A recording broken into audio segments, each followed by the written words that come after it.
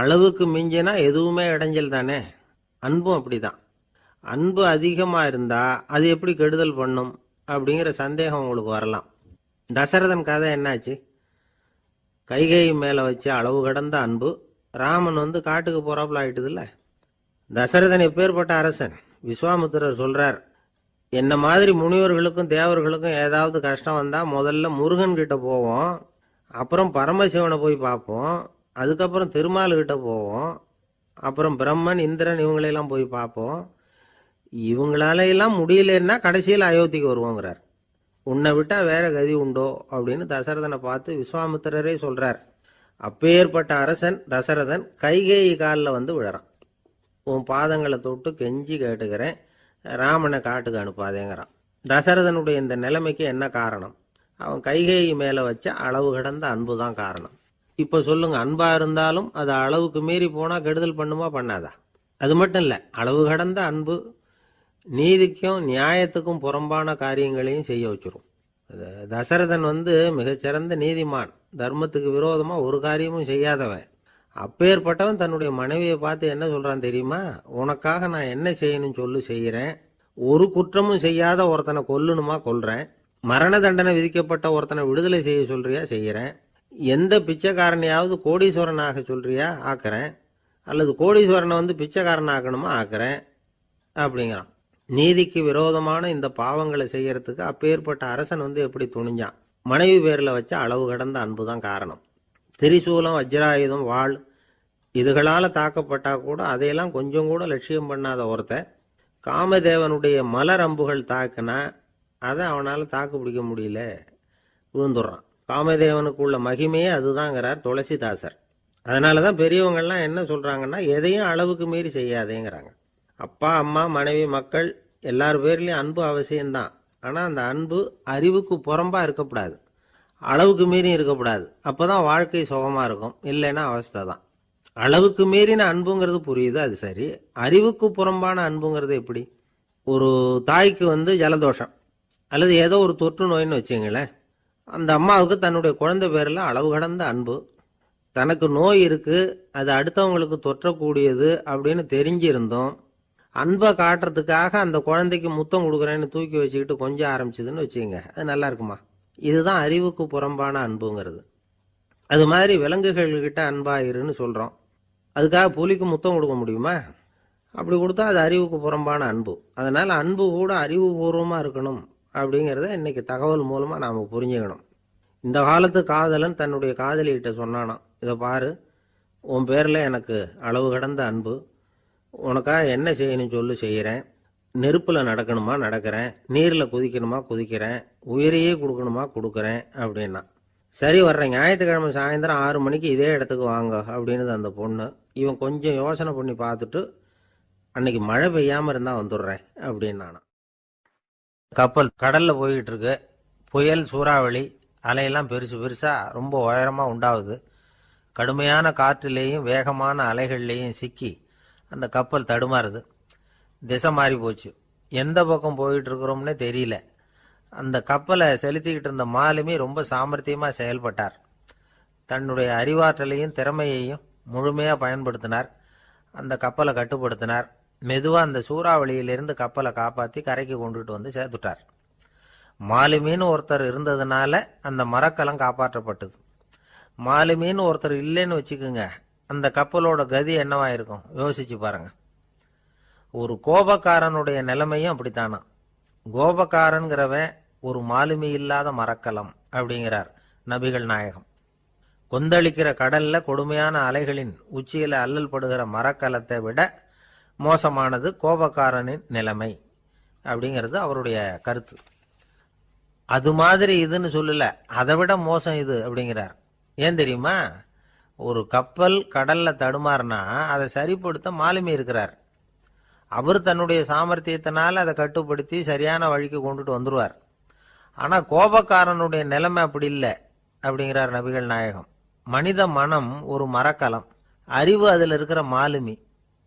மாலுமி மரக்கலத்தை செலுத்துறான், அவனுக்கு கட்டுப்பட்டு அது ஓடுது.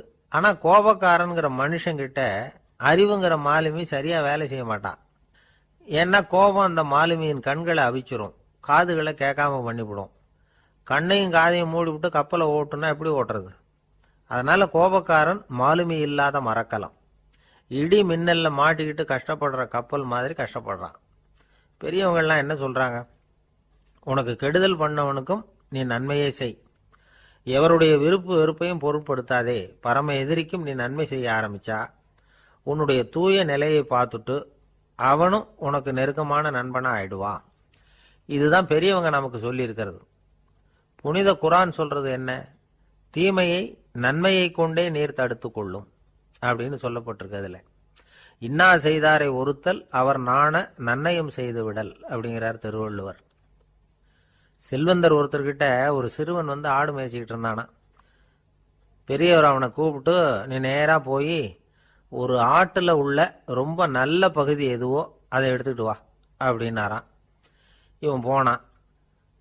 ஒரு ஆட்டு உடம்புல இருந்த நாக்கு, இருதயம், இது ரெண்டையும் எடுத்துட்டு வந்து கொடுத்தானான். பெரியவர் வாங்கி பார்த்தார்.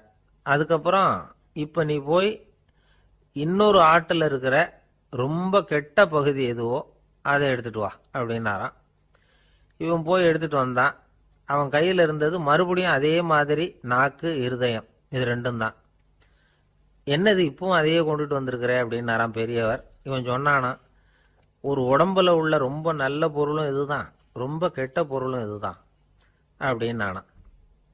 இளம் வயசுல இப்படி பதில் சொன்னவர் தான் பேரறிஞர் லுக்மானுல் ஹக்கீம் அவர்கள். கோபப்படாம இருந்தா இது ரெண்டும் நல்லா வேலை செய்யும், கோபப்பட்டா இது ரெண்டும் மோசமா வேலை செய்யும். அதை புரிஞ்சுக்கிறதுக்காகத்தான் இன்னைக்கு இந்த தகவல். கோபம் வந்துட்டா நாம என்ன செய்யறோங்கிறது நமக்கே தெரியாது. ஒருத்தர் டாக்டர் கிட்ட போனார் அவசரமா. டாக்டர், எனக்கு இப்ப கடுமையான கோப வெறி, எனக்கு கண்ணு மண்ணு ஒன்றும் புரியல, உடனடியாக அதை கட்டுப்படுத்தணும், உடனே இதுக்கு ஏதாவது ஒரு மாத்திரை கொடுங்க ப்ளீஸ் அப்படின்னார்.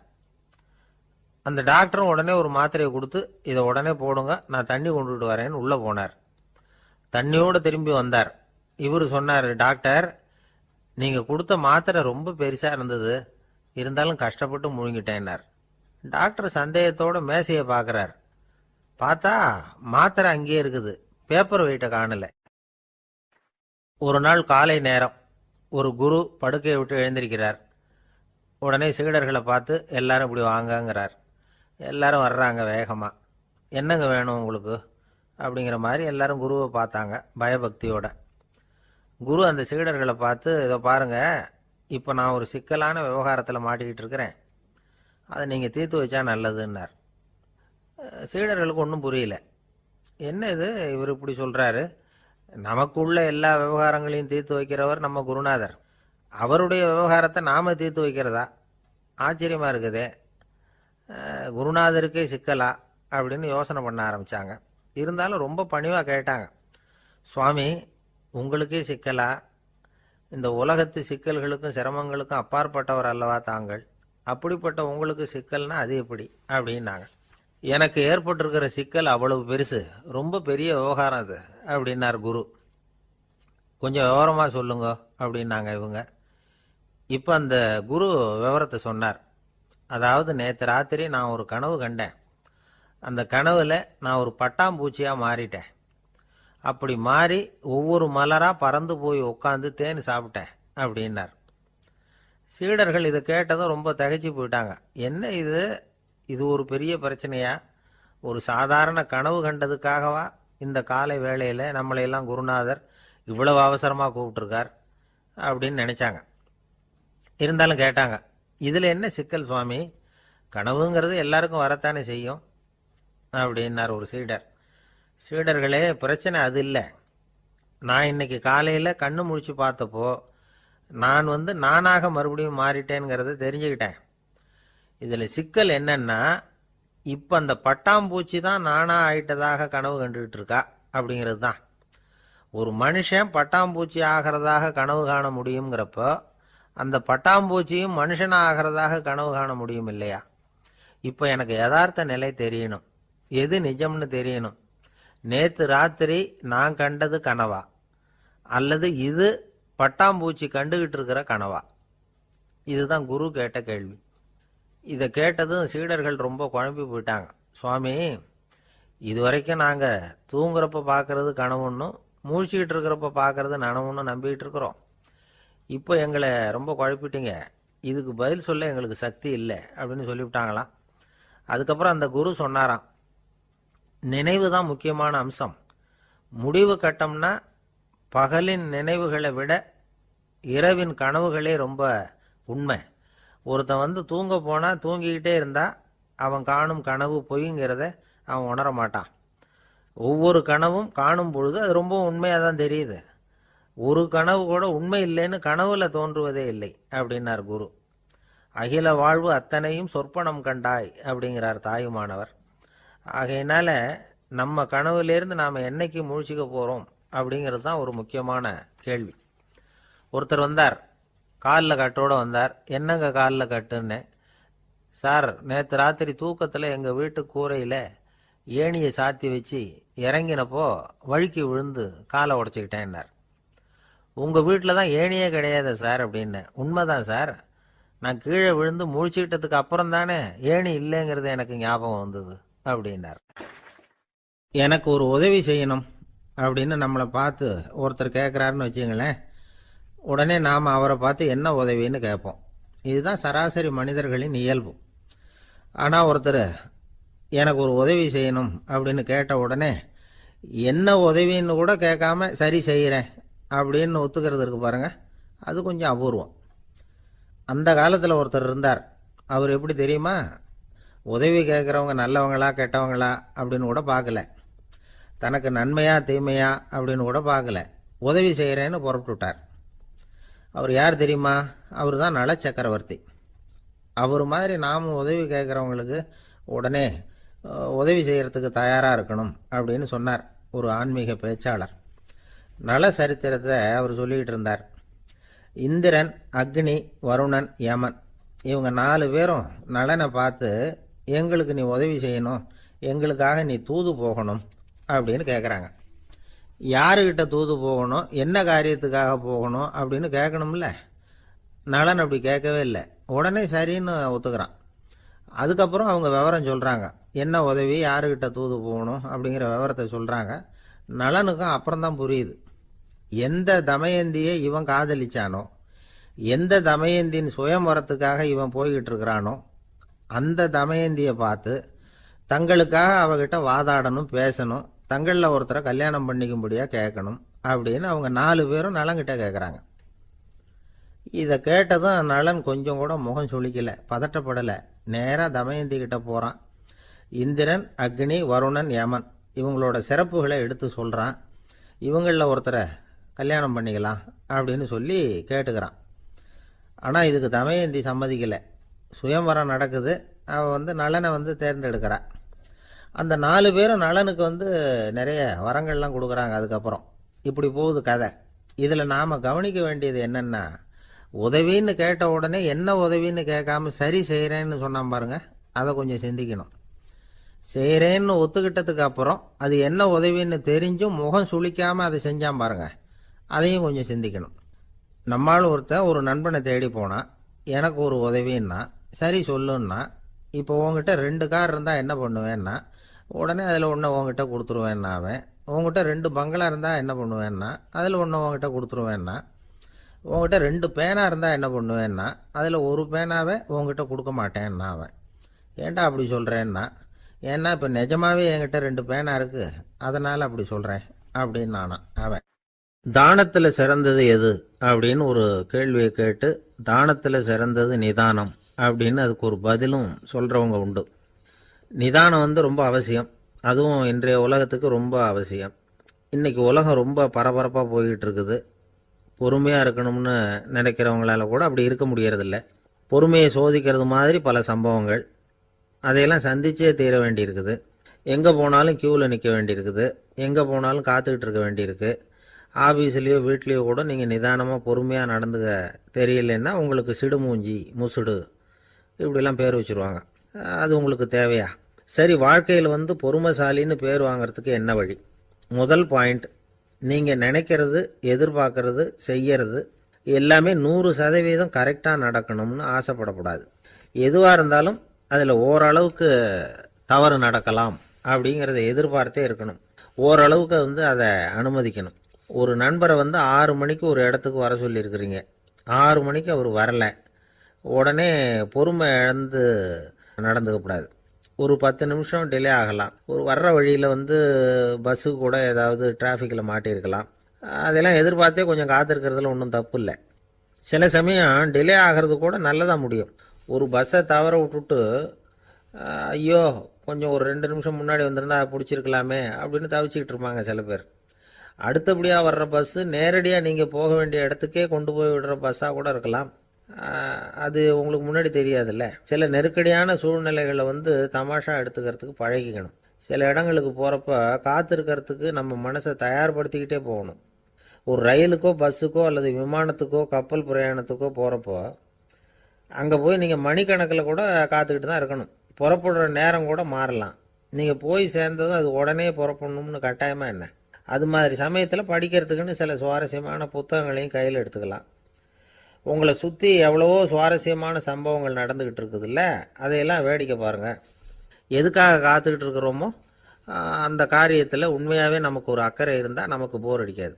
சில கோயில்களில் பார்த்துருப்பீங்க, தரிசனத்துக்காக பக்தர்கள் நாள் கணக்கில் காத்துக்கிட்டு இருப்பாங்க.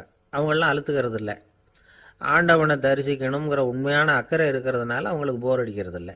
ஆனால் சில சினிமா தியேட்டரில் கூட பார்க்கலாமே, சினிமா கியூ கூட அப்படி தான். சாயந்தரம் 6 மணி ஆட்டத்துக்கு காலம்பரம் 6 மணிக்கே போய் கூட காத்துக்கிட்டு இருப்பாங்க. அவங்களுக்கெல்லாம் போர் அடிக்காது, படம் பார்க்குற ஆர்வம். இன்னொரு முக்கியமான விஷயத்தை நாம் பழக்கப்படுத்திக்கணும். லிவ் ஃபார் தி மூமெண்ட் அப்படிங்கிறாங்க நிபுணர்கள். ரொம்ப பேர் எப்படின்னா அடுத்தபடியாக நடக்க போகிற விஷயத்திலேயே கவனமாக இருப்பாங்க. அந்த நினைப்புலேயே இந்த நிமிஷத்தை பொறுமை இல்லாமல் கழிப்பாங்க. ஒருத்தர் இருக்கார், அவர் எப்படின்னா ஆஃபீஸ் முடியறதுக்குள்ளேயே சார் 5 மணிக்கெல்லாம் ரெடியாக இருங்க, நாம் அந்த ஹோட்டலில் போய் டிஃபன் சாப்பிட்ணும் அப்படின்னு 4 மணிலேருந்து சொல்லிகிட்டு இருப்பார். 4:55க்கே பரபரப்பாக ஓடி வருவார். 2 பேரும் புறப்படுவோம், ஹோட்டலுக்கு போவோம், சாப்பிட்டுக்கிட்டு இருப்போம். அப்படி சாப்பிட்டுக்கிட்டு இருக்கிறப்ப சார் சாப்பிட்டு முடித்ததும் நேராக ஒரு ஜவுளி கடைக்கு போகிறோம் அப்படிம்பார். பரபரக்க சாப்பிட்டு முடிப்பார், புறப்படுவார். ஜவுளி கடையில் அவசரமாக சீக்கிரம் பில் போடுங்க சார், சினிமாவுக்கு நேரம் ஆகிடும்பார். சினிமா தியேட்டரில் உட்காந்து அடுத்தபடியாக எங்கே டின்னர் சாப்பிட்றதுன்னு யோசனை பண்ணிகிட்டு இருப்பார். ராத்திரி படுக்கையில் விழுந்ததுக்கு அப்புறமும் நாளைக்கு காலையில் எழுந்திரிச்சதும் அதை பண்ணணும் இதை பண்ணணும்னு திட்டம் போட்டுக்கிட்டே இருப்பார். அதாவது எப்பவும் அடுத்த நிமிஷம், அடுத்த நாள், அடுத்த வாரம், அடுத்த வருஷம், இதுதான் அவங்க சிந்தனை. இந்த நிமிஷம் என்ஜாய்மெண்ட்டை அவங்க இழந்துடுறாங்களாம். அதனால தான் வாழ்நாள் பூரா பொறுமையின்மை, அவஸ்தை, அல்லல். அதனால் நாம் எல்லாரும் வாழ்க்கையில் நிதானமாக இருக்கிறதுக்கு கற்றுக்கணுமா. அதுக்காக இந்த நிதானத்துக்கு வேறு விதமான அர்த்தம் பண்ணிக்கக்கூடாது. ஒருத்தர் அப்படித்தான் ஒரு தடவை அவருடைய குதிரை காணாமல் போயிட்டு தான். அதுக்காக அவர் கவலைப்படலை, நிம்மதியாக இருந்தார், சந்தோஷமாக இருந்தார். என்ன சார் இது, உங்கள் குதிரை திருட்டு போயிட்டுதுங்கிறீங்க, நீங்கள் கவலைப்படாமல் இருக்கிறீங்களே அப்படின்னு கேட்டாங்களாம். அதுக்கு அவர் சொல்லியிருக்கார், நல்ல வேலை சார், கட்டியிருந்த குதிரை காணாமல் போயிருக்குது. நான் அது மேலே உட்காந்துருக்கிற சமயம் அது காணாமல் போயிருந்ததுன்னா, திருட்டு போயிருந்ததுன்னா நானும் சேர்ந்தில் காணாமல் போயிருப்பேன் அப்படின்னாராம். எவ்வளவு நிதானமான ஆள் பாருங்க. ஒரு வயசான பாட்டியின் தாத்தாவும் ஒரு பூங்காவில் உட்காந்து பேசிக்கிட்டு இருக்கிறாங்க. அவங்களுக்கு கல்யாணம் ஆகி 53 வருஷம் ஆச்சு. பிள்ளைங்கள்லாம் படித்து பெரிய பெரிய வேலையில் இருக்கிறாங்க.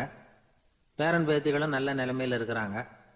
இந்த தாத்தாவும் பாட்டியும் சிரித்து பேசிக்கிட்டு இருந்ததை ஒரு பெரியவர் பார்த்தார். அவருக்கு ஆச்சரியமாக இருந்தது. இந்த வயசுலேயும் இவ்வளவு அந்யோன்யமாக இவங்க பேசிக்கிட்டு இருக்கிறாங்களே அப்படின்னு நினச்சார். சரி நேரிலேயே கேட்டுருவோமே அப்படின்னு நினச்சிக்கிட்டு கிட்ட போனார்.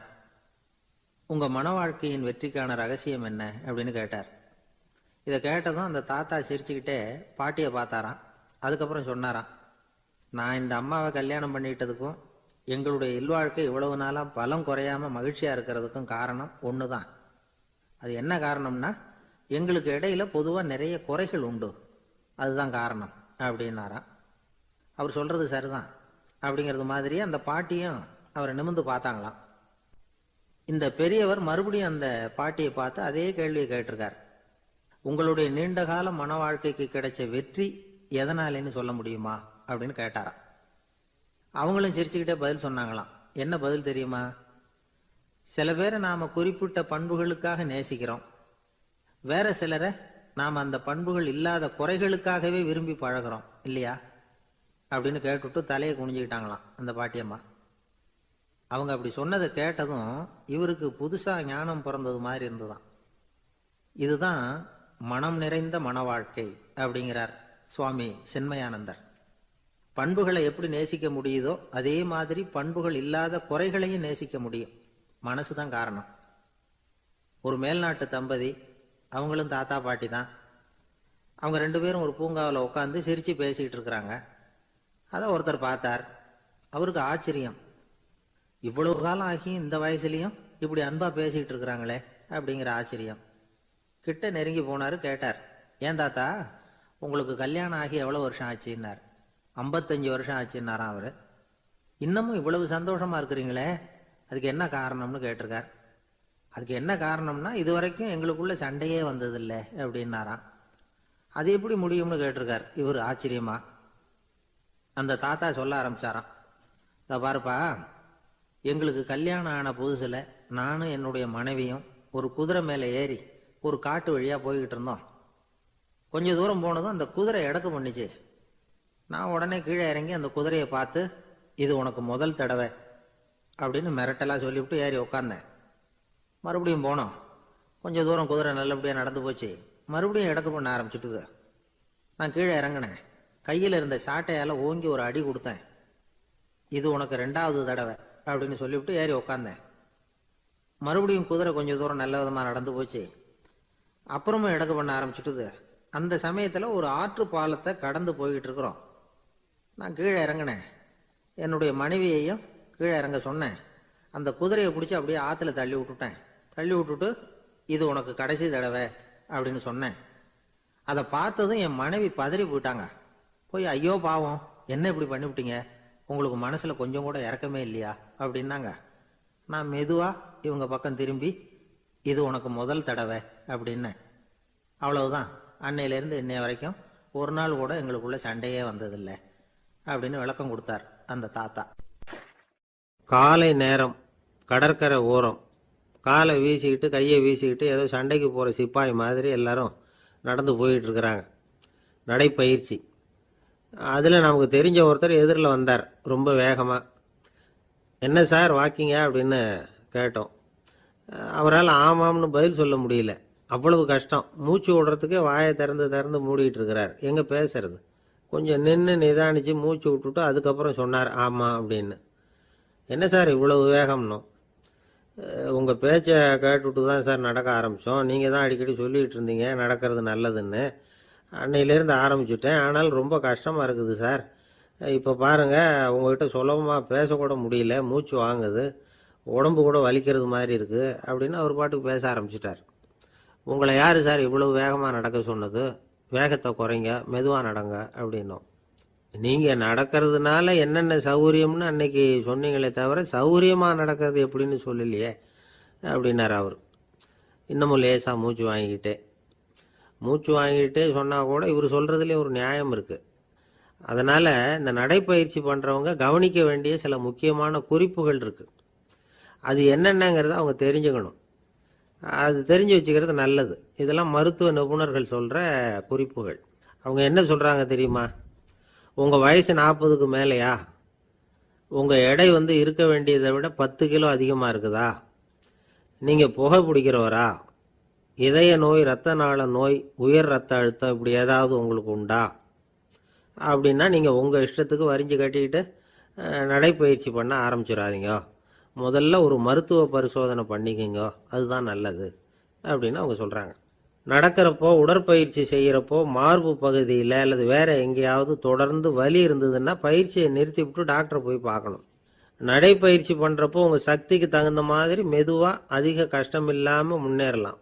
அங்கே என்ன போட்டியாக வைக்கிறாங்க? முந்திக்கிட்டு போய் என்ன பண்ண போகிறோம்? பரிசா வாங்க போகிறோம். அதனால் நிதானம் அவசியம் அப்படிங்கிறது அவங்க ஆலோசனை. தொந்தரவு கொடுக்காத ஷூ, ட்ரெஸ்ஸு இதுகளை உபயோகப்படுத்துங்க. பாதத்தில் ஆடு தசை இருக்குல்ல, அங்கே ஏதாவது பிரச்சனை இருந்ததுன்னா டாக்டரை பாருங்கள். இந்த பாதத்தில் வலி வரும் அந்த இடத்துல. வெயில் காலமாக இருந்தால் தலைக்கு தொப்பி வச்சுக்கோங்க. பனியில் நடந்தாலும் அப்படி தான், தலையை பத்திரமா பார்த்துக்குங்க. நம்மக்கிட்ட ஏதோ கொஞ்சம் உருப்படியாக தெரியறது அது தானே. உடற்பயிற்சிக்கு முன்னாடி பின்னாடி பயிற்சி செய்கிறப்போ நிறைய தண்ணி குடிக்கலாமா. முதல் 1 மாசத்துக்கு கொஞ்சம் தளர்த்தியாக சாவகாசமாக நடக்கலாம். மணிக்கு 3 அல்லது 4 கிலோமீட்டர் வேகம்னு வச்சுங்களேன். அதுக்கப்புறம் வேகத்தை அதிகப்படுத்தலாம். மணிக்கு 6 அல்லது 8 கிலோமீட்டர் அளவுக்கு நடக்கலாம். நல்லா கையை வீசிக்கிட்டு நடக்கணும். மூச்சு விடுற எண்ணிக்கை அதிகரிக்கணும். இது மாதிரி ஒரு 30 நிமிஷம் நடக்கலாம். தனியாக நடந்து போகிறதுக்கு உங்களுக்கு என்னமோ மாதிரி இருக்குதா, கூட யாரையாவது சேர்த்துக்குங்க. ஒரு குரூப்பாக சேர்ந்து போகலாம். நடக்கிறதுங்கிறத ஒரு சந்தோஷமான சமாச்சாரமாக ஆக்கிக்கணும். தினம் இப்படி நடக்க வேண்டி இருக்குதே அப்படின்னு புலம்பிக்கிட்டே போகக்கூடாது. சில பேர் நடக்கிறப்போ கடந்த காலத்தை அசை போட்டுக்கிட்டே போவாங்க. சில பேர் வருங்காலத்தை அசை போட்டுக்கிட்டே போவாங்க. சில பேர் முக்கியமான திட்டம்லாம் இப்படி நடக்கிறப்ப தான் தீர்மானம் பண்ணுவாங்க. நடக்கிறதுனால மன இறுக்கம் குறையுது, பரபரப்பு குறையுது, மன ஆற்றல் பெருகுது, தன்னம்பிக்கை வளருது, முதுமை தள்ளி போகுது, செயல்திறன் அதிகரிக்குது. இதை தவிர உடம்புக்கும் பல விதமான சௌகரியங்கள் ஏற்படுது.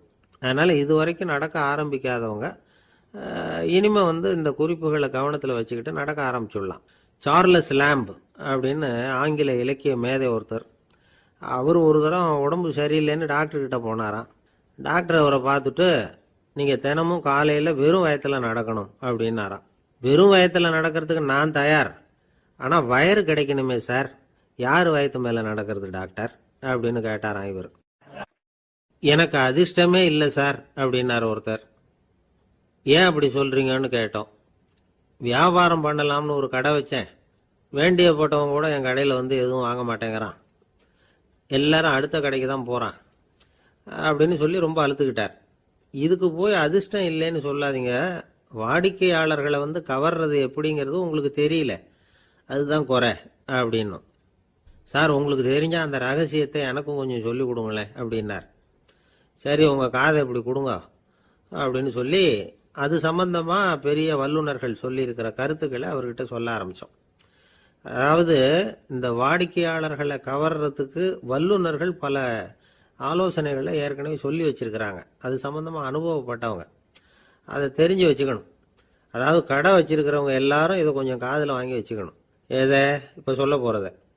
எப்பவும் பணத்தை சம்பாதிக்கிறதுலையே குறியாக இருக்கக்கூடாதான். அதை விட முக்கியமாக நீங்கள் சம்பாதிக்க வேண்டியது வாடிக்கையாளர்களுடைய மன நிறைவு. வர்றவங்க திருப்தியோடு போகணும், அது முக்கியம். அதில் கவனமாக இருக்கணும். கடைக்கு வர்ற ஒருத்தர் ஏதாவது ஒரு குறை சொல்கிறாருன்னு வச்சுக்கோங்க, அதை அலட்சியப்படுத்தக்கூடாது. ரொம்ப அக்கறையோடு அதை காது கொடுத்து கேட்கணும். அப்படியா சார், அதை நான் அவசியம் கவனிக்கிறேன் அப்படின்னு சொல்லணும். ஒருத்தர் வரார், சார் நேற்றுக்கு உங்கள் கடையில் இதை நான் வாங்கிட்டு போனேன், வீட்டில் இது வேணான்னு சொல்லிவிட்டாங்க, அது திருப்பி கொடுக்கறதுக்காக தான் வந்திருக்கிறேன் அப்படின்னு சொல்லி திருப்பி கொடுக்குறார். உடனே நீங்கள் முகம் சுளிக்கக்கூடாது, எரிச்சல் படக்கூடாது. வழக்கம் போல் நிதானமாக முகம் மலர்ச்சியோடு அதை திருப்பி வாங்கிக்கணும். இவ்வளவு ரூபாய்க்கு சாமான் வாங்கினா இந்த ஸ்பூன் அன்பளிப்பு, இப்படி ஏதாவது கொடுக்கலாம். பண்டிகை காலங்கள்லேயும் பொருள்கள் வாங்குறவங்களுக்கு இப்படி ஏதாவது பொருத்தமாக ஒரு அன்பளிப்பு கொடுக்கலாம்.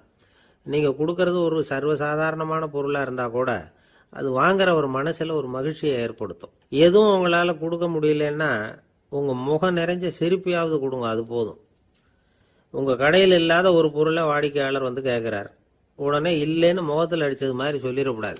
கொஞ்சம் உட்காருங்க சார் அப்படின்னு சொல்லி உங்கள் பணியாளர் யாரையாவது அனுப்பி வெளியிலேருந்து வாங்கிட்டு வர சொல்லி அவர்கிட்ட கொடுக்கலாம். சில பேர் உங்கள் கடைக்கு வரும்பொழுது அவங்க வீட்டு குழந்தைகளையும் கூப்பிட்டுக்கிட்டு வர்றாங்கன்னு வைங்க. நீங்கள் என்ன செய்யணும்னா அந்த குழந்தைகளை முதல்ல கவனிக்கணும்.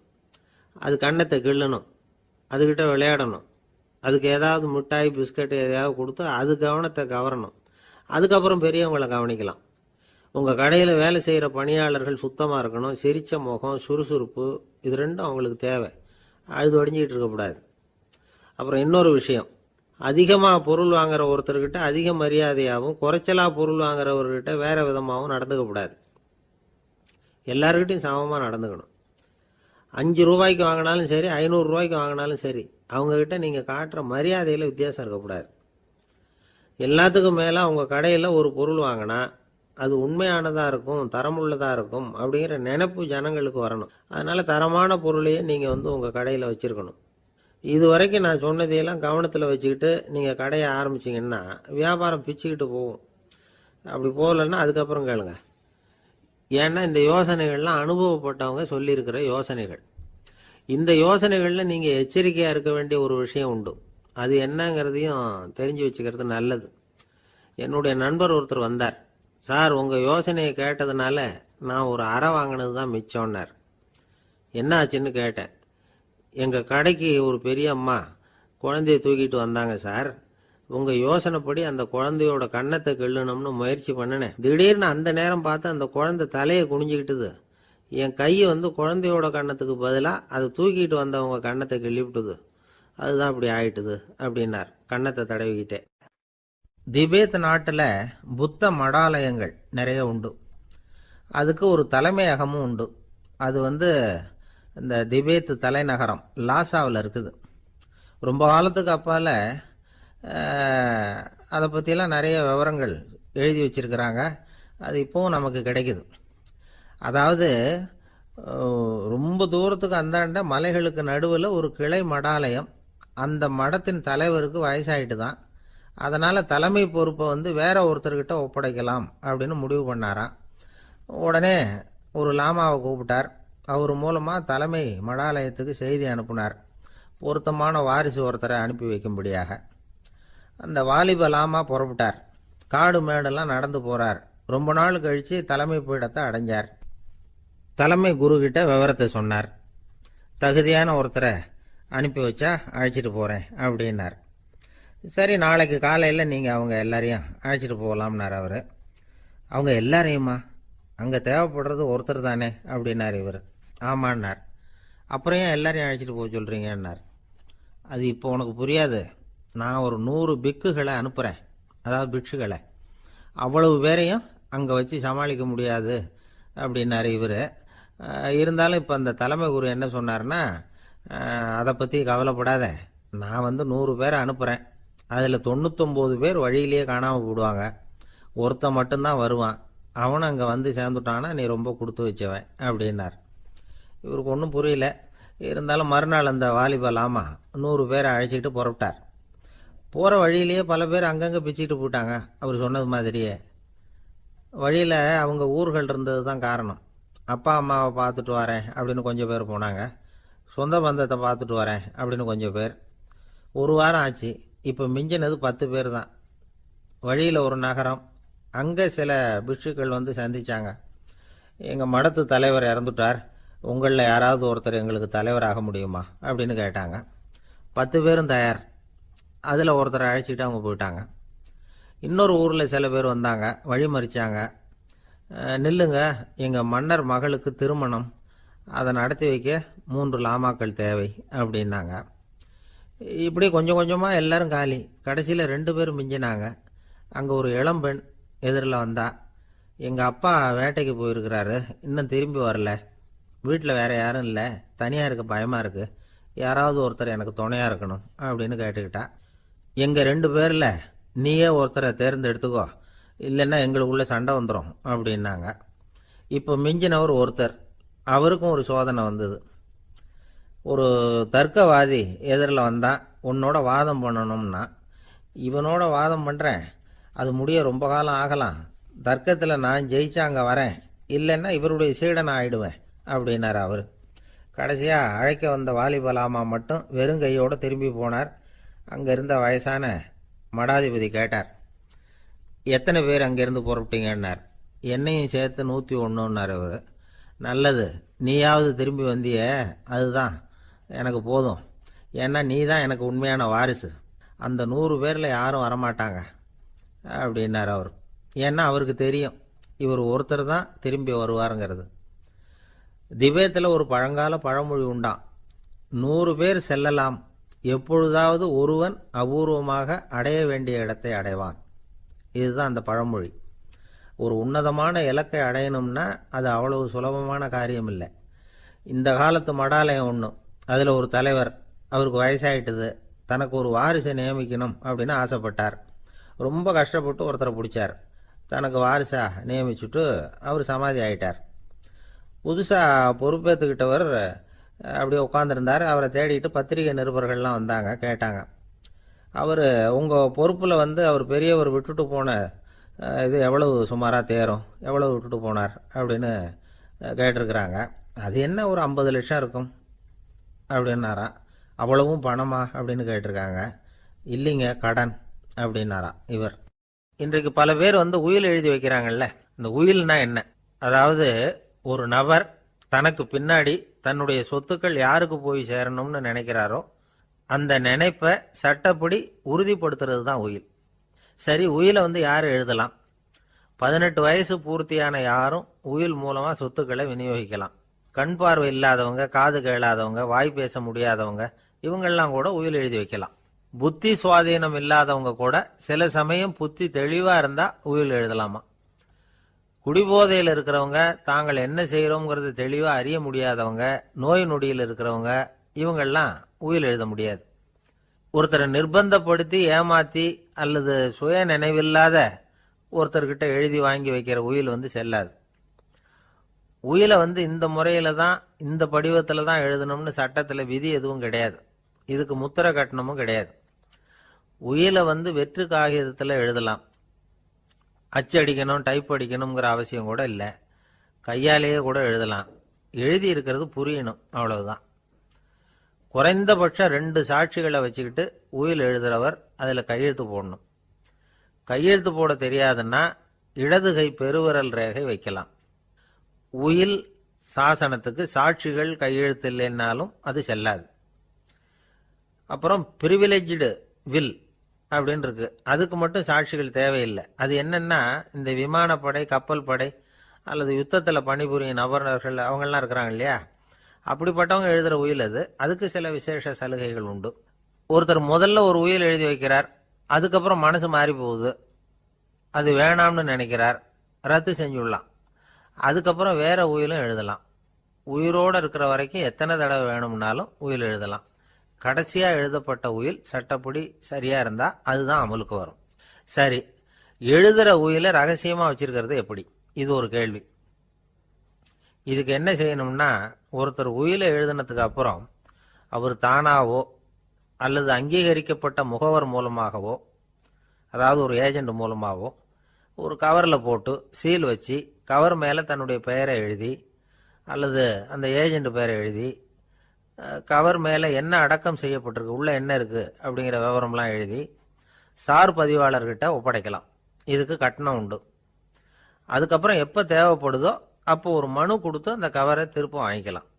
இப்போ எழுதுகிற உயில இவ்வளவு நாளுக்குள்ள பதிவு செய்யணுங்கிற கால வரையறை உண்டா அப்படின்னு ஒரு கேள்வி வரலாம் இல்லையா? எப்போ வேணும்னாலும் பதிவு செய்யலாம். நம்மால் ஒருத்தர் ஒரு நாள் ரொம்ப அவசரமா வந்தார். இந்த உயில் எழுதுறது சம்பந்தமா பூரா விவரமா எனக்கு உடனே தெரியணும்னார். நான் உடனே அவரை வக்கீல் ஒருத்தர்கிட்ட அழைச்சிட்டு போனேன். இவர் அவர்கிட்ட எல்லா விவரமும் கேட்டு தெரிஞ்சுக்கிட்டார். ரொம்ப தேங்க்ஸ்ன்னு சொல்லிவிட்டு 2 பேரும் வெளியில வந்தோம். அதுக்கப்புறம் இவர்கிட்ட கேட்டேன், ஆமா இவ்வளவு விவரமா கேட்குறீங்களே, உங்களுக்கு எத்தனை பிள்ளைங்க சார் அப்படின்னு கேட்டேன். 6 பேர் சார் அப்படின்னார். சரி, இருக்கிற சொத்து எவ்வளவுன்னு கேட்டேன். அதை இனிமே தான் சம்பாதிக்க போறேன் அப்படின்னார். ஒரு நண்பர் யாருக்கோ ஃபோன் பண்ணிட்டு இருந்தார். அவர் பேசி முடிச்சதும் நான் அவரை பார்த்து, இப்போ ஃபோன் பண்ணீங்களே அந்த ஃபோன் நம்பர் என்ன அப்படின்னு கேட்டேன். அவர் தலையை சொரிஞ்சுக்கிட்டார், ஞாபகம் வரலன்னார். சரி சார், அதை விடுங்க, உங்க மனைவி பேர் என்ன அப்படின்னு கேட்டேன். மாலதின்னார். என்ன சார் இது வேடிக்கை, கொஞ்ச நேரத்துக்கு முன்னாடி பேசின ஃபோன் நம்பர் மறந்து போச்சு, எப்போ கல்யாணம் பண்ணிட்ட மனைவி பேர் மறக்கல, அதை கரெக்டாக சொல்லிவிட்டீங்களே அப்படின்னு கேட்டேன். அவர் என்ன ஒரு மாதிரியாக பார்த்தார். அவர் அப்படி என்னை பார்த்ததில் ஒன்றும் தப்பு இல்லை, ஏன்னா நாம் எல்லாருமே அப்படித்தானே. ஒரு குறிப்பிட்ட காரியத்துக்காக தொலைபேசியில் ஒருத்தட்ட பேசுகிறோம், அதுக்கப்புறம் அந்த எண் நமக்கு அனாவசியம், அதனால் மறந்துடுறோம். இதுக்கு பேர் தான் தற்காலிக ஞாபகம். ஆனால் மனைவி பேரை மறந்துட முடியுமா? முடியாது. அது அவசியமான ஒன்று. அடிக்கடி அந்த பேரை உபயோகப்படுத்துகிறோம், அதனாலேயும் அது முக்கியங்கிறதுனாலேயும் அதை மறக்கிறது இல்லை. இதுக்கு பேர் நிரந்தர ஞாபகம். சரி, இந்த தற்காலிக ஞாபகம், நிரந்தர ஞாபகம், இது 2 ஞாபக அளவுகளையும் கட்டுப்படுத்துறது எது அப்படின்னா மூளைக்குள்ள நடக்கிற மின்சார நடவடிக்கைகள் தான். தற்காலிக ஞாபகம் ஒரு மின்னல் மாதிரி தோன்றி மறையுது. நிரந்தர ஞாபகம் ஒரு படிவம் போல மூளையில படிஞ்சுடுது. ஒரு சம்பவத்தின் பல பிரதிகள் மூளையில பல்வேறு பகுதிகளிலேயும் படியறதுனால ஒன்று மறைஞ்சாலும் மறந்தாலும் இன்னொன்று மறையறதில்லை. இப்படிப்பட்ட நிலைமையில தான் இந்த தொண்டையில் இருக்கு, வாயில் வரமாட்டேங்குது சார் அப்படிமா. ஒருத்தருக்கு எந்த துறையில் ஆர்வமும் ஈடுபாடும் அதிகமோ அது சம்பந்தமான ஞாபக சக்தி அதிகமாக இருக்கும். தொழிலை விரும்புகிற ஒரு டெலிஃபோன் ஆபரேட்டருக்கு எண்கள்லாம் நல்லா ஞாபகம் இருக்கும். அது மாதிரி கவிஞர்களுக்கு வார்த்தைகள் நல்லா ஞாபகத்தில் இருக்கும். இது ஒரு பக்கம் இருந்தாலும் ஒரு மூளை வந்து எண்களை விட எழுத்துக்களை விட படங்களை ரொம்ப சுலபமாக ஞாபகத்தில் வச்சுக்குது. புரிஞ்சுக்கிற தன்மை, அனுபவம், புத்தி கூர்மை இது கூடி குறையிறத பொறுத்து ஞாபக சக்தியும் ஏறும் இறங்கும். இப்போ உதாரணத்துக்கு ஒரு பையனுக்கு படித்தது எதுவும் ஞாபகத்தில் இல்லைன்னா அவன் அதை சரியாக புரிஞ்சுக்கலன்னு அர்த்தம். இந்த மறதிங்கிறது எந்த சமயத்தில் ஒரு பிரச்சனை ஆகுது தெரியுமா? உங்களுக்கு வேண்டியப்பட்ட ஒருத்தரை ஞாயிற்றுக்கிழமை சாயந்தரம் சரியாக 5 மணிக்கு கடற்கரைக்கு வர சொல்லிவிட்டு அந்த நேரத்தை மறந்துவிட்டா அது பரவாயில்ல, வர சொன்னதையே மறந்துவிட்டா தான் நிலைமை மோசம்னு அர்த்தம். இப்படி இருந்தால் இது வந்து சிகிச்சை எடுத்துக்க வேண்டிய நிலைமைங்கிறத புரிஞ்சுக்கணும். ஆமாம், இதுக்கும் மருந்து இருக்குது. ஆனால் மூளை வந்து குறிப்பிட்ட அளவுக்கும் கீழே இயங்குறப்போவோ இன்னொன்று சொல்லுவாங்க, இந்த நியூரோ டிரான்ஸ்மிட்டர் அப்படின்னு சொல்லுவாங்க. அப்படிங்கிற மூளை ரசாயனம் ரொம்பவும் குறைஞ்சி போகிறப்போ மட்டும்தான் உபயோகப்படும். டாக்டர் என்ன சொல்கிறாங்க தெரியுமா? மூளையை பொறுத்த வரைக்கும் அதில் ஞாபக சக்தி அதிகமாக உள்ள மூளை, மறதி உள்ள மூளை அப்படின்னு ஒன்றும் கிடையாது அப்படிங்கிறாங்க. நினைவு வச்சுக்கிறதுக்கு பயிற்சி அளிக்கப்பட்ட மூளை, பயிற்சியற்ற மூளை அப்படின்னு வேணும்னா சொல்லலாம் அப்படின்னு சொல்கிறாங்க. அதனால் நம்ம ஞாபக சக்திங்கிறது நம்மக்கிட்ட இருக்கிற பயிற்சி, முயற்சி இதை பொறுத்து தான் அமையும். ஒருத்தர் ஒரு பென்சிலை எங்கேயோ வச்சுக்கிட்டு தேடிக்கிட்டு இருந்தார். அப்புறம் என்னமோ தீவிரமாக யோசனை பண்ணி அதை ஞாபகப்படுத்தி பார்த்துக்கிட்டு இருந்தாராம். எதிரில் உட்காந்துருந்தவர் சொன்னார், பென்சிலை தானே தேடிட்டு இருக்கீங்க, அது உங்கள் வலது காதில் இருக்குது சார் அப்படின்னாராம் அவர். இதுக்கு அவர் சொல்லியிருக்காரு, பென்சிலை வந்து வலது காதில் தான் வச்சுருக்கேங்கிறது எனக்கு நல்லா ஞாபகம் இருக்குது, ஆனால் எது வலது காதுங்கிறது தான் மறந்து போச்சு அப்படின்னாராம். அவர் அதை தான் யோசிச்சுட்டு இருந்திருக்கிறார். ரொம்ப பேருக்கு கூட்டத்தில் பேசுறதுன்னா பயம். நமக்கு ஒன்றும் தெரியாதுன்னு மற்றவங்க நினச்சிடக்கூடாதுங்கிற எண்ணம் தான் இதுக்கு காரணம். ரொம்ப முக்கியமான ஒரு கூட்டம்னா பயம் அதிகமாக இருக்கும். முக்கியமானவங்கள்லாம் வருவாங்களே, அவங்கெல்லாம் நம்மளை பற்றி மட்டமாக நினச்சிருவாங்களே அப்படிங்கிற பயம் வந்துடும். ஆனால் மேடை பேச்சுங்கிறது அவ்வளவு கடினமான ஒரு காரியம் இல்லைங்கிறாங்க அது சம்பந்தமான நிபுணர்கள். யாரும் பேச்சாளர் ஆகலாம், இது ஒன்றும் பெரிய கிஃப்ட் கிடையாது அப்படின்னு அவங்க சொல்கிறாங்க. நீங்கள் ஒரு சிறந்த பேச்சாளர் ஆகணுமா அப்படின்னா அதுக்குன்னு சில ஆலோசனைகளை சொல்லி வச்சிருக்கிறாங்க அனுபவசாலிகள். முதல் ஆலோசனை என்னென்னா, உங்கள் பேச்சு வந்து எளிமையாக இருக்கணும். ஏதாவது ஒரு கருத்து அல்லது 2 கருத்து சொன்னால் போதும். 20 அல்லது 30 கருத்துக்களை சொல்லிகிட்டே போகக்கூடாது. 2வது ஆலோசனை, நீங்கள் என்ன பேச போகிறீங்கிறது முதல்ல உங்களுக்கு நல்லா புரியணும். அதுக்கப்புறம் தான் அதை அடுத்தவங்களுக்கு புரிய வைக்க முடியும். எப்படி ஆரம்பிக்க போகிறோம், எந்த கருத்தை முக்கியமாக வலியுறுத்த போகிறோம், எப்படி முடிக்க போகிறோம் அப்படிங்கிறத முதல்ல நல்லா சிந்திச்சு மனசில் வச்சுக்கணும். கடைசியாக என்ன சொல்கிறீங்களோ அதுதான் கேட்குறவங்க மனசில் நிற்கும். 3வது ஆலோசனை என்னென்னா, உங்கள் பேச்சு சுருக்கமாக இருக்கணும். ஒரு 15 நிமிஷம் பேசுறது ரொம்ப பொருத்தம். மணிக்கணக்கில் பேசிக்கிட்டு இருக்கிறது நல்லதில்லை. 4வது ஆலோசனை, நீங்கள் பேசுறது உண்மையாக இருக்கணும். உங்களுக்கு உண்மையான அனுபவங்கள் இருக்கும், அதை சொல்லலாம். உங்களுடைய உண்மையான அனுபவங்களை மற்றவங்களோட பகிர்ந்துக்கணும், அதுதான் முக்கியம். 5வது ஆலோசனை, ஆரம்பத்தில் கொஞ்ச நேரம் உங்களை பற்றியும் எதிரில் உள்ளவங்களை பற்றியும் சம்பந்தப்படுத்தி ஏதாவது பேசி ஒரு நெருக்கத்தை ஏற்படுத்திக்கணும். ஒவ்வொருத்தரும் இப்போ இவர் பேச போகிறது நம்ம சம்மந்தப்பட்டது அப்படின்னு நினைக்க ஆரம்பிச்சிருவாங்கல்ல, அதுக்கப்புறம் அவங்க கேட்க தயாராகிட்டாங்கன்னு அர்த்தம். எதிரில் உட்காந்துருக்கிற கூட்டத்திலிருந்து 3 பேரை தேர்ந்தெடுங்க. அதாவது வலது பக்கம் ஒருத்தர், நடுவில் ஒருத்தர், இடது பக்கம் ஒருத்தர். அதாவது உங்களை வந்து ரொம்ப கனிவாகவும் ஆர்வமாகவும் பார்க்குறவராக பார்த்து தேர்ந்தெடுத்துங்க மனசுக்குள்ள. நீங்கள் பேசும்பொழுது என்ன பண்ணணும்னா, இவங்களை நேருக்கு நேராக மாறி மாறி பார்த்துக்கிட்டே பேசுனீங்கன்னா நீங்கள் ஏதோ ஒட்டுமொத்த கூட்டத்தையும் பார்த்து பேசுகிறதாக ஒரு உணர்வு அது ஏற்படுத்திவிடும். 6வது ஆலோசனை என்னென்னா, சொற்பொழிவுன்னா நீங்கள் பேசணும், படிக்கக்கூடாது. எழுதி படிக்கிறது நல்லா இருக்காது. குறிப்புகள் வேணும்னா வச்சுக்கலாம். படிக்கிறது பேப்பர்லேருந்து வர்றது மாதிரி இருக்கும், பேசுறது இதயத்திலேருந்து வர்றது மாதிரி இருக்கும். அப்புறம் 7வது ஆலோசனை சொல்கிறாங்க, அது என்னென்னா, மேடையில் ஏறி நின்ன உடனே இயல்பாக மூச்சை இழுத்து விட்டுங்க, இயல்பு நிலைக்கு வாங்க, அதுக்கப்புறம் இயல்பாக பேச ஆரம்பிக்கலாம் அப்படிங்கிறாங்க. இவ்வளவும் வந்து பேச்சு கலையில் வல்லுநர்களாக இருக்கிறவங்க சொல்லுகிற ஆலோசனைகள். இதையெல்லாம் கடைபிடிச்சா நமக்கும் அதுக்கும் வெகு தூரம்னு நினச்சிக்கிட்டு இருந்த ஒன்று இப்போ கிட்டத்தில் நெருங்கி வந்துடும். நாம் சொல்கிறபடியெல்லாம் அது கேட்கும். ஒரு பேச்சாளர், அவருக்கு சுருக்கமாகவே பேச தெரியாது. மேடையில் ஏற்றி விட்டுவிட்டா போதும், ஆரம்பிச்சிருவார், நிறுத்த மாட்டார், பேசிக்கிட்டே இருப்பார். ஒரு தடவை அவர் ஒரு கூட்டத்தில் ரொம்ப நேரம் பேசிக்கிட்டே இருக்கிறார். எதிரில் பொறுமை இழந்த ஒருத்தர் தன்னுடைய கை கடிகாரத்தை காட்டினார். அதை கவனித்த பேச்சாளர், மன்னிக்கணும், கை கடிகாரம் நான் கொண்டுகிட்டு வர மறந்துட்டேன், அதுதான் நேரம் போனதே தெரியல அப்படின்னு சொல்லியிருக்கிறார். இதுக்கு அவர் சொன்னாராம் கோபமா, ஏய்யா கடிகாரத்தை தான் பார்க்க முடியல, மறந்துட்டேன், பக்கத்தில் மாட்டிருக்கிற கேலண்டரையாவது பார்க்கக்கூடாதா அப்படின்னாராம். ஒரு நண்பர் சினிமா படம் தயாரிக்கிறவர், அவர்கிட்ட ஒரு நாள் பேசிக்கிட்டு இருந்தேன். அது எப்படி சார், நீங்கள் எடுக்கிற எந்த படமும் கையை கடிக்காத அளவுக்கு எடுத்துடுறீங்களே, அது எப்படின்னு கேட்டேன். அது ஒன்றும் பெரிய விஷயம் இல்லை சார், பெண்களுக்குன்னு சில உருக்கமான காட்சிகள், இளைஞர்களுக்குன்னு சில நடனங்கள், அடிதடி காட்சிகள், அப்புறம் வயசானவங்களுக்குன்னு சில ஆன்மீக காட்சிகள், சின்ன பிள்ளைங்களுக்கு சிரிப்பு, இப்படி எல்லாமும் சேர்த்து நான் படம் எடுக்கிறேன். மசாலா படம்னு பேர். இது ரொம்ப பெருசாக இல்லைன்னாலும் ஓரளவுக்கு சுமாராக ஓடிடும், கையை கடிக்காது அப்படின்னார். இது ஒரு உத்தி. சில பத்திரிகை ஆசிரியர்களும் இந்த உத்தியை கையாளுறது உண்டு. இந்த உத்திக்கு பார்னம் உத்தி அப்படின்னு பேர், பார்னம் எஃபெக்ட் அப்படின்னு சொல்லுவாங்க. அதாவது ஃபீனியஸ் டி பார்னம் அப்படின்னு ஒருத்தர் அமெரிக்காவில் இருந்தாராம். அதாவது 19ஆம் நூற்றாண்டில் அமெரிக்காவில் கொடிகட்டி பறந்த ஒரு சர்க்கஸ் நிறுவனத்தின் அதிபர் அவர். இந்த உலகத்தில் ஒவ்வொரு நிமிஷமும் ஒரு ஏமாளி பறந்துக்கிட்டே இருக்கிறான் அப்படிங்கிறது அவருடைய சித்தாந்தம்.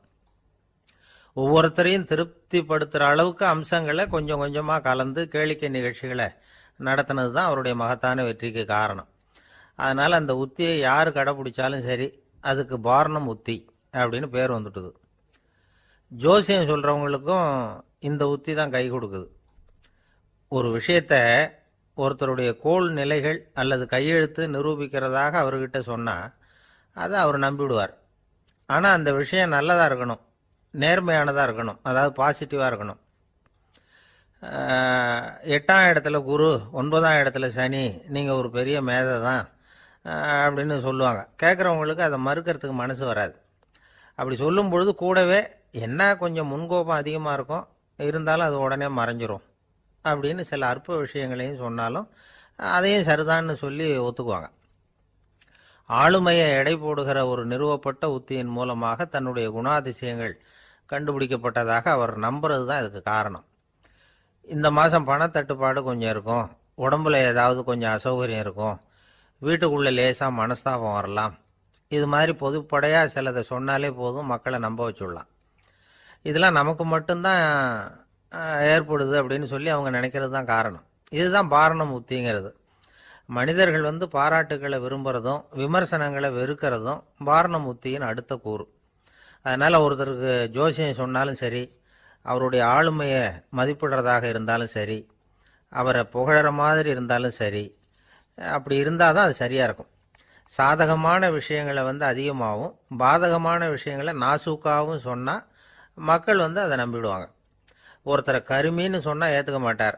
அதையே கொஞ்சம் மாற்றி நீங்கள் கொஞ்சம் சிக்கனமான ஆசாமி அப்படின்னு சொன்னால் நீங்கள் சொல்கிறது சரிதான் சார் அப்படிம்பார். நீங்கள் பெரிய செலவாளி தான், இருந்தாலும் நல்ல விஷயங்களுக்கு தான் செலவழிப்பீங்க அப்படின்னு சொல்லணும். இப்படி இந்த பார்னம் உத்தியை கடைபிடிச்சி இன்னைக்கு வெற்றிகரமாக காலம் தள்ளுறவங்க நிறைய பேர் இருக்கிறாங்க. இந்த உலகத்தில் ஒவ்வொரு நிமிஷமும் ஒரு ஏமாளி பறந்துக்கிட்டே இருக்கிறான் அப்படிங்கிறது தான் ஃபீனியஸ் பார்னம் அவர்களுடைய நம்பிக்கை. அதை விட அடுத்தவங்களை ஏமாளியாக நினைக்கிற மனுஷர்கள் தான் இன்னைக்கு உலகத்தில் ரொம்ப அதிகம். ஒருத்தர் தன்னுடைய மேலதிகாரிகிட்ட போய், ஐயா ஒரு நாள் லீவு வேணும், என் தங்கச்சிக்கு கல்யாணம் அப்படின்னார். அவர் பார்த்தார், ஒரு 10 நிமிஷம் வெளியில் இருங்கன்னார். 10 நிமிஷம் கழித்து கூப்பிட்டார், இதை பாருங்க, நீங்கள் சொல்கிறது பொய், இப்போ உங்கள் தங்கச்சிக்கு ஃபோன் பண்ணேன், அவங்க தனக்கு 2 வருஷத்துக்கு முன்னாடியே கல்யாணம் ஆகிட்டதாக சொல்கிறாங்க அப்படின்னார். உடனே இவர் சொன்னார், சார் இப்போ நீங்கள் சொல்கிறதும் பொய்யா தான் இருக்கணும், ஏன்னா நிஜமாக எனக்கு ஒரு தங்கச்சியே கிடையாது அப்படின்னார். ஒரு ஊரில் ஒரு குரு இருந்தார், ஜென் குரு. அவரை தேடிட்டு ஒரு மன்னர் வந்தார். வந்தவர் ஜப்பான் மன்னர். தோட்டக்கலையை பற்றி தெரிஞ்சுட்டு போகிறதுக்காக அவர் வந்தார். எப்படி தோட்டம் அமைக்கிறது அப்படிங்கிறத பற்றி அந்த குரு விவரமாக சொல்லி கொடுத்தாரு. 1 நாள் 2 நாள் இல்லை, 3 வருஷம் கற்றுக் கொடுத்தார்.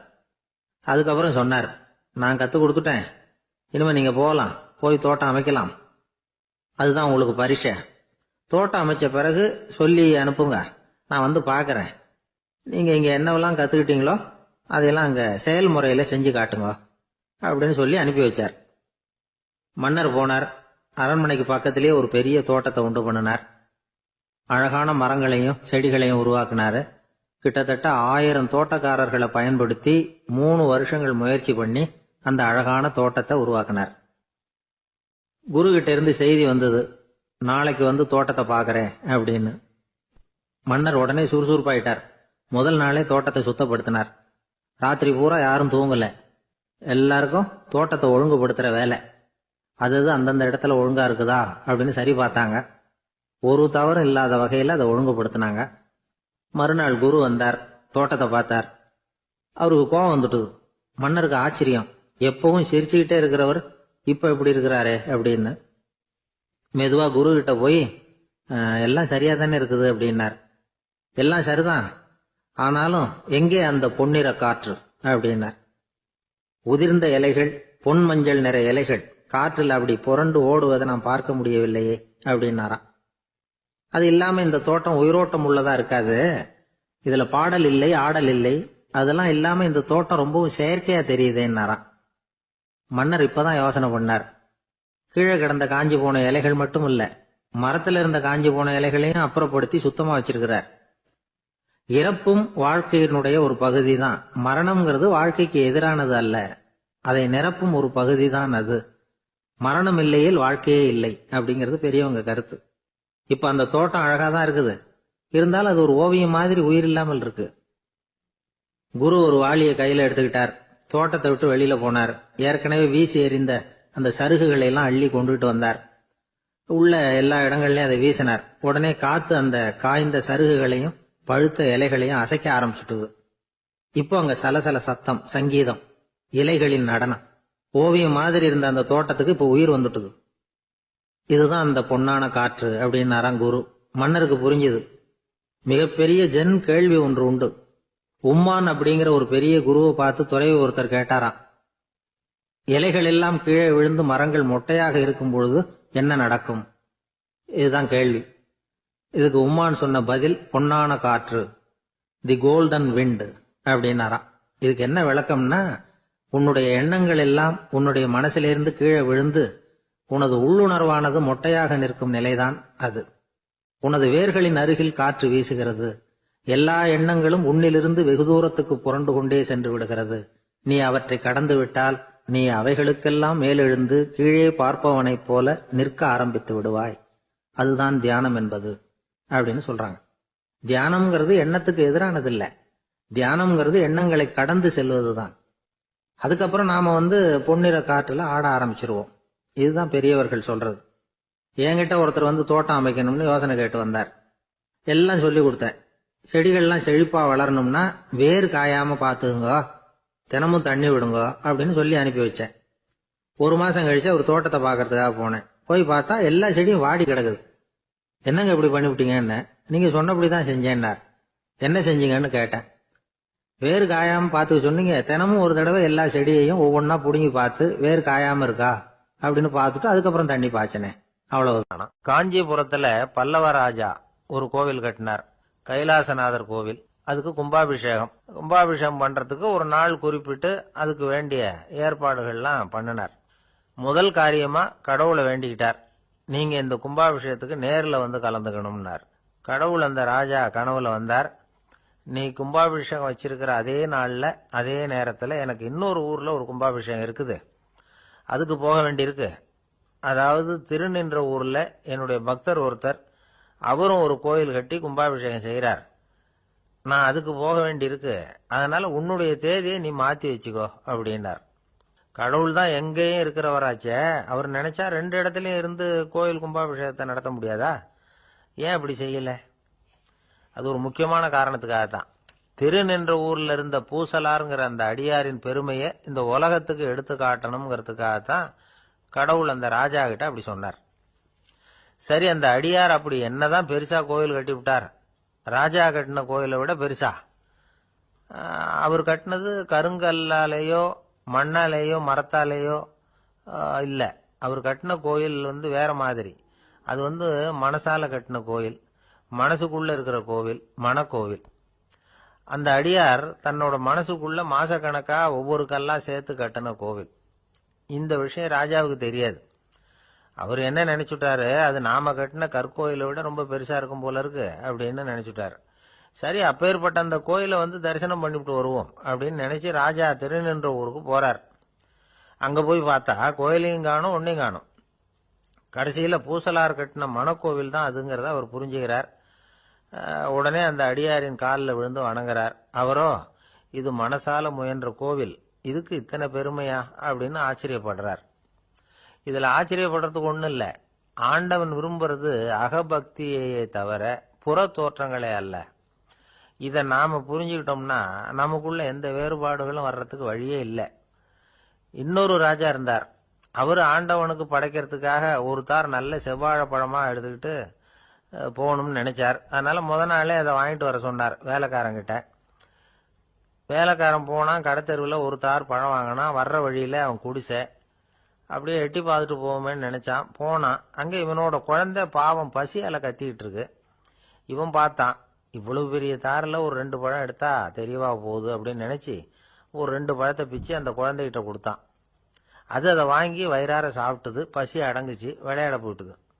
இவன் அதுக்கப்புறம் வாழைப்பழத்தை எடுத்துக்கிட்டு அரண்மனைக்கு வந்தான். 2 பழம் பிச்சிருக்கிறது ராஜாவுக்கு தெரிஞ்சு போச்சு. இவன் உண்மையை சொல்லிவிட்டான். உடனே ராஜா, கடவுளுக்கு படைக்க வேண்டிய பொருளை குழந்தை வந்து எச்சில் பண்ண விட்டுருக்கியே அப்படின்னு சொல்லி அவனை கட்டி வச்சு சாட்டையால் அடிச்சார் பாவம். மறுநாள் பழத்தை கோயிலுக்கு எடுத்துட்டு போனார். கடவுள் முன்னாடி வச்சார். கடவுள் கண்ணை திறந்து பார்த்தார், பழம்லாம் அழுகி இருக்குது. என்ன இது அழுகி போன பழம் அப்படின்னார். ராஜா முழிச்சார். நல்லா தானே இருந்தது அப்படின்னு நினைச்சார். அப்போ கடவுள் அந்த ராஜா கிட்ட சொன்னாராம், இத பாருப்பா, இந்த தாரில் 2 பழம் தான் நல்ல பழம். அந்த 2 பழங்களையும் நேத்திக்கே நான் சாப்பிட்டுட்டேன் அப்படின்னாராம். அப்பதான் ராஜாவுக்கு புரிஞ்சுது, ஏழை குழந்தையின் பசியை தீர்க்கறதுக்காக உதவுன அந்த 2 பழம் தான் இறைவன் சாப்பிட்ட பழம்னு. இறைவன் இருக்கிற இடம் எது? இதுதான். ஒரு தந்தை தன்னோட பிள்ளைய ரொம்ப தைரியசாலியா வளர்க்கணும்னு ஆசைப்பட்டார். அதுக்காக அவனை கூப்பிட்டு உட்கார வச்சு இப்படி உபதேசம் பண்ணார். இதை பாருப்பா, நான் உன்னாட்டம் இருக்கிறப்போலாம் எதுக்கும் பயப்பட மாட்டேன், ரொம்ப துணிச்சலா இருப்பேன். ஒரு நாள் ஒரு அப்பாவி எலிய ஒரு பூனை துரத்திட்டு ஓடிச்சு. நான் உடனே என்ன செஞ்சேன் தெரியுமா? அந்த பூனையை பிடிச்சேன். அது வாலில் ஒரு பட்டாசு சரத்தை கட்டினேன், கொளுத்தி விட்டேன். படபடன்னு வெடிக்க ஆரம்பிச்சுட்டுது. அது துள்ளிக்கிட்டு அங்கேயும் இங்கேயும் ஓடி இருக்கு பாரு ஓட்டம், ரொம்ப தமாஷு அப்படின்னார் அப்பா. இப்படி சொல்லிவிட்டு பையனை பார்த்து, இதை கேட்கறதுக்கு உனக்கும் துணிச்சல் வருதா? நான் என்னுடைய செயலை நீ கேட்கறப்ப உனக்கு துணிச்சல் வருதா அப்படின்னு கேட்டார். வருதுன்னா பையன். எப்படின்னா அப்படிங்கிற விவரத்தையும் சொன்னான் அவன். அதாவது, எலிய விரட்டினத்துக்காக பூனை வாலில் பட்டாசு கொளுத்துனீங்க நீங்க, பூனையை விரட்டினத்துக்காக உங்க கழுத்துல பட்டாசு சரத்தை மாட்டினா என்னன்னு தோணுது எனக்கு அப்படின்னா பையன். பையனோட துணிச்சல் அப்பாவையே நடுங்க வச்சுட்டுது. அது சரி, ஒரு அப்பா பிள்ளைக்கு இப்படியா உபதேசம் பண்றது? எல்லாருக்கிட்டையும் அன்பா பழகிறது எப்படி அப்படின்னு சொல்லி கொடுக்கணும். பிஞ்சு உள்ளங்கள்ல நஞ்ச தூவலாமா? ஒரு நாள் விநாயகர் ஒரு பூனையோட விளையாடிக்கிட்டு இருந்தாராம். அப்படி ஆசையா விளையாடிக்கிட்டு இருந்தப்ப அவரோட கை நகம் தவறுதெல்லாம் பூனையோட முகத்துல பட்டுட்டுதான். அது ஒரு சின்ன கீரலை உண்டாகி விட்டுது. அப்பா அவர் அதை ஒரு பெருசா நினைக்கல. கொஞ்ச நேரத்துக்கு அப்புறம் விநாயகர் வீட்டுக்கு வந்தார். அவங்க அம்மா பார்வதி தேவியை பார்த்தார். பார்வதி தேவி கன்னத்துல விரலால கீறினது மாதிரி ஒரு அடையாளம் இருந்தது. விநாயகருக்கு அதிர்ச்சி, ஆச்சரியம். நம்ம அம்மா இந்த உலகத்துக்கே தாயார், அப்பேற்பட்ட அவங்க முகத்திலேயே கீரலை உண்டாக்கக்கூடியவங்க யாரா இருக்க முடியும் அப்படின்னு யோசனை பண்ணார். தாயே, உன்னுடைய கன்னத்தில் இந்த வடு எப்படிம்மா ஏற்பட்டதுன்னு கேட்டார். குழந்தாய், இது நீ செஞ்ச காரியம்தான்ப்பா, உன்னுடைய கை நகம் கீறினதுனால ஏற்பட்ட வடுதான் இது அப்படின்னாங்க அவங்க. விநாயகர் திடுக்கிட்டு போட்டார். எப்படிம்மா அது? நான் எந்த காலத்திலையும் உன்னை அப்படி கீறினதாக எனக்கு நினைவு இல்லையே அப்படின்னார். இன்னைக்கு காலையில ஒரு பூனையை கீறினதை நீ மறந்துட்டியா அப்படின்னாங்க அந்த அம்மா. விநாயகர் திகைச்சு போய் நின்னார். பார்வதி தேவி சொன்னாங்க, இதை பார்ப்பா, இந்த உலகத்துல இருக்கக்கூடிய எல்லா உயிர்கள்லையும் நான் இருக்கிறேன். நான் தான் இந்த உலகமா ஆகியிருக்கிறேன். ஆகையினால நீ யாரை துன்புறுத்தினாலும் அது உண்மையிலேயே என்ன துன்புறுத்தினதா தான் வந்து முடியும் அப்படின்னாங்க. விநாயகர் மனசுக்குள்ள ஒரு வெளிச்சம் ஏற்பட்டுதான். அதுக்கப்புறம் அவர் யாரையுமே கல்யாணம் பண்ணிக்காததுக்கு அதுதான் காரணமா. இந்த உலகத்துல எல்லாரையும், இங்க இருக்கிற எல்லாத்தையும் தாயின் வடிவமா அவர் பார்க்க ஆரம்பிச்சிட்டாராம். குருதேவர் ராமகிருஷ்ணர் இந்த கதையை எடுத்து சொல்லியிருக்கிறார். நபிகள் நாயகம் ஒரு தடவை ஒரு நாற்காலியில் உட்காந்து என்னமோ யோசனை பண்ணிட்டு இருந்திருக்கிறார். அப்போ அவரோட உடையில ஒரு கீழ்ப்பகுதி தரையில் படிஞ்சு கிடந்திருக்குது. அங்கே விளையாடிக்கிட்டு இருந்த ஒரு பூனை அது மேலே வந்து படுத்து தூங்கி போச்சு. தொழுகை செய்ய வேண்டிய நேரம் வந்துட்டது. நபிகள் நாயகம் எழுந்திருக்க பார்த்தார். அப்போதான் பூனை தன்னோட உடை மேலே படுத்து தூங்கிட்டு இருக்கிறது கண்ணில் படுது. பூனையோட தூக்கத்தை கலைக்க விரும்பல அவர். தன்னுடைய சகோதரியை கூப்பிட்டார். ஒரு கத்திரிக்கோல் எடுத்துட்டு வர சொன்னார். பூனை படுத்திருந்த உடை பகுதி மட்டும் இருக்குல்ல, அதை மட்டும் அதோட கத்திரிச்சு விட்டுட்டு அதுக்கப்புறம் அவர் எழுந்திரிச்சு தொழுகைக்கு போனாராம். அதாவது பிற உயிர்கள் கிட்ட எப்படி அன்பு காட்டணுங்கிறத பெரியவங்க எவ்வளவோ விதத்தில் நமக்கு எடுத்து காட்டியிருக்கிறாங்க. இருந்தாலும் எத்தனை பேர் மனசில் அதெல்லாம் உரைச்சிருக்குது. நாமளும் நம்ம ட்ரெஸ்ஸு மேலே ஒரு பூனை படுத்திருந்தா ஒரு கத்திரிக்கோலை தான் தேடுவோம், எடுத்துகிட்டு வர சொல்லுவோம். துணியை வெட்டுறதுக்கு பதிலாக இல்லை அதோட வாழை வெட்டினா என்ன அப்படின்னு தோணும். ஒரு ஆள் ரொம்ப பிரியமாக ஒரு பூனையை ஆற்றுல குளிப்பாட்டிக்கிட்டு இருந்தானா. எப்படி? அந்த பூனையை ஆற்று தண்ணியில் அமுக்கி அமுக்கி குளிப்பாட்டிக்கிட்டு இருக்கிறான். அந்த வழியாக போன பெரியவர் ஒருத்தர் இதை பார்த்தார். இதை பார்ப்பா, பூனையை அது மாதிரி ஆற்று தண்ணியில் அமுக்கி குளிப்பாட்டாத, மூச்சு திணறி செத்து போடும் அப்படின்னு அட்வைஸ் பண்ணார். நீ போய் அவன் வேலையை பார்த்துக்கிட்டு, எனக்கு எல்லாம் தெரியும்னா இவன் சரின்னு